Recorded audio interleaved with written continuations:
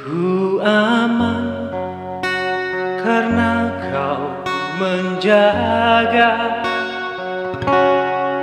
Ku kuat karena kau menopang hidupku, hanya ditentukan oleh kuasa-Mu. Ya, shalom sahabat-sahabatku.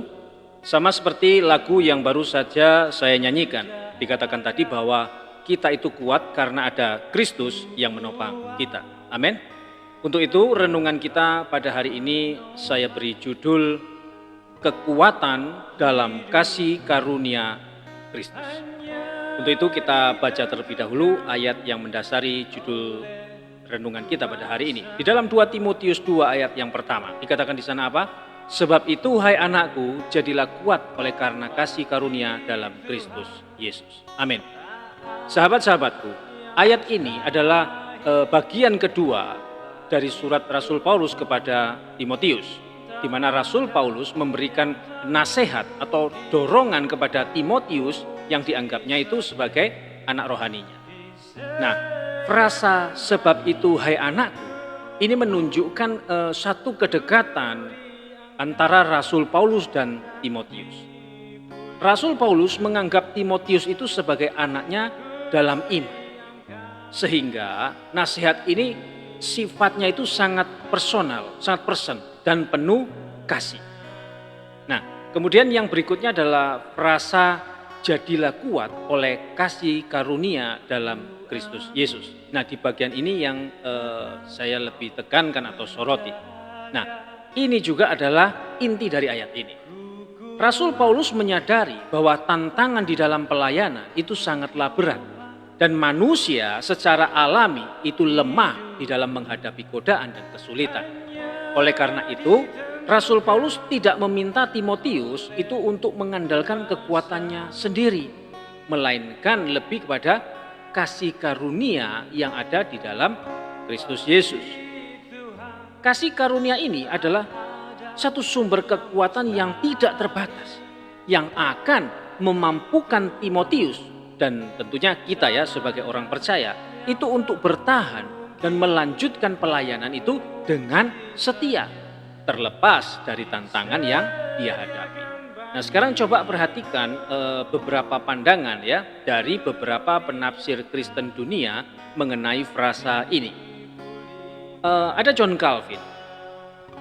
Calvin menekankan bahwa kekuatan yang diberikan oleh kasih karunia dalam Kristus itu adalah kekuatan yang bersifat ilahi, bukan kekuatan manusia.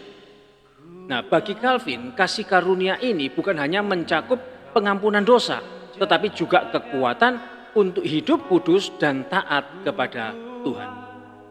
Calvin juga menekankan pentingnya untuk mempercayai bahwa kekuatan ini itu cukup untuk menghadapi segala tantangan di dalam pelayanan. Itu John Calvin. Kemudian yang berikutnya ada Charles Haddon Spurgeon. Nah, Spurgeon melihat frasa ini itu sebagai panggilan untuk menemukan kekuatan sejati dalam kelemahan manusia melalui kasih karunia Kristus. Di mana dia menjelaskan bahwa kekuatan ini itu tidak datang dari pencapaian pribadi atau kehebatan manusia, melainkan dari pengakuan akan ketidakmampuan diri sendiri dan ketergantungan penuh pada kuasa Kristus yang berlimpah dalam kasih karunia.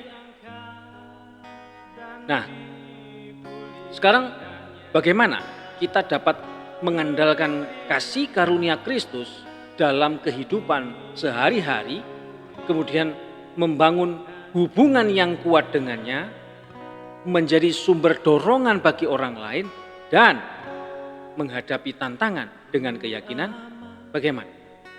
Yang pertama, yaitu mengandalkan kasih karunia Kristus.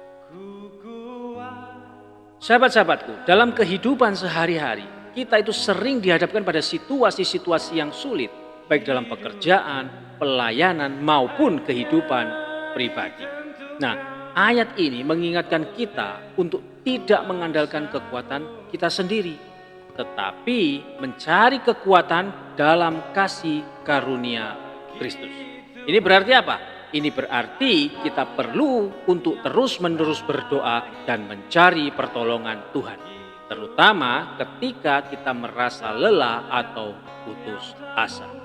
Itu yang pertama. Kemudian yang kedua adalah membangun hubungan yang kuat dengan Kristus. Nah, agar menjadi kuat dalam kasih karunia, kita harus memiliki satu satu hubungan yang dekat dengan Kristus. Nah, ini bisa dilakukan melalui apa? Melalui doa, membaca firman Tuhan atau Alkitab, dan hidup di dalam ketaatan kepadanya.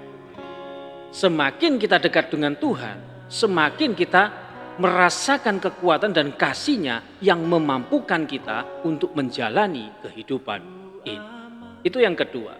Sekarang yang ketiga adalah menjadi sumber dorongan bagi orang lain.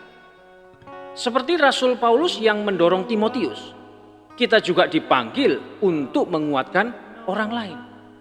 Kita bisa menjadi sumber dorongan bagi sesama kita yang mungkin saat ini sedang lemah atau menghadapi tantangan-tantangan dalam kehidupannya.